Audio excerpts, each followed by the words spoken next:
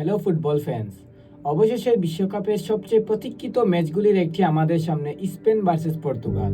তো চলুন Spain versus Portugal ম্যাচে টেকনিক্যাল বিষয়গুলো নিয়ে আলোচনা করা যাক।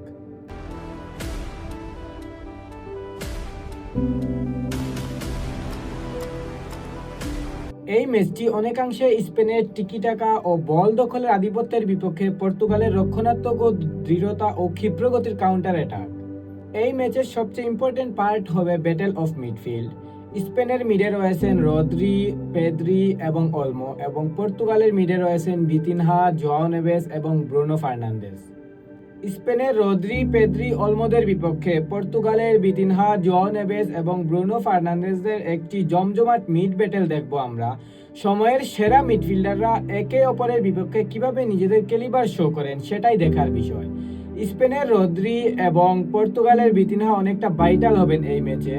এই ম্যাচে বার্সা ভার্সেস পিএসজি ম্যাচের একটি ফিল পাবো আমরা।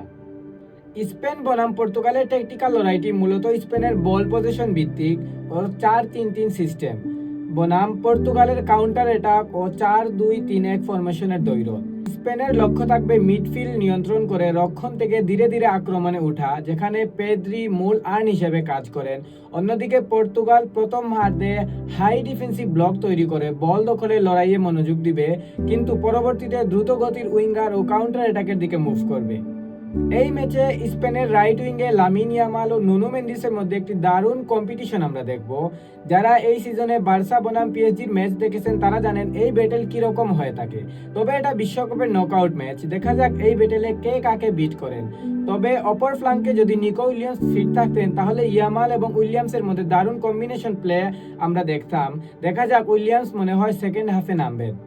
পর্তুগাল যখন কাউন্টারে উঠবে তখন রাফায়েল লেও এবং পেদ্রো নেতোর রুল অনেকটা ভাইটাল হবে এই ম্যাচে।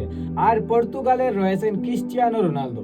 রোনালদোর এক্সপেরিয়েন্স অনেক কাজে লাগবে এই ম্যাচে, তবে রোনালদোর ফর্ম অনেকটা ভালো নেই। দেখা যাক বিগ প্লেয়ার বিগ ম্যাচে জ্বলে উঠতে পারেন কিনা। অপরদিকে স্পেনের রয়েছেন আন্ডাররেটেড মিকেল ওয়ারজাবাল। ওয়ারজাবাল দারুণ ফর্মে আছেন। ওয়ারজাবাল, রুবেন দিয়াস এবং রেনাতো বেগার একটি ভালো পরীক্ষা নেবেন এই ম্যাচে। ফুটবলে একটি বাস্তব কথা আছে, ফরওয়ার্ডরা আপনাকে ম্যাচ জেতাবে কিন্তু ডিফেন্স আপনাকে ট্রফি জেতাবে। যেখানে স্পেনের ডিফেন্স লাইন অনেক বেশি কম্প্যাক্ট ও সলিড মনে হয়েছে রিসেন্ট ম্যাচগুলো দেখে। পাও কুবার্সি এবং আইমেরিক লাপুর্তা সেন্টার ব্যাক ডুও দারুণ ফর্মে আছেন, কিন্তু পর্তুগালের রিসেন্ট ম্যাচগুলি দেখে অনেকটা শেকি মনে হয়েছে তাদের ডিফেন্ডারদের। রুবেন দিয়াসের আবার বিগ ম্যাচে ব্লান্ডার করার অভ্যাস আছে, এইদিকে স্পেন এগিয়ে আছে।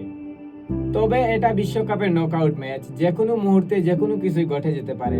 স্পেন বনাম পর্তুগালের দারুণ এই ম্যাচে প্রত্যাশা রেখে আজকের মতো বিদায় নিলাম। দেখা হবে পরবর্তী ভিডিওতে।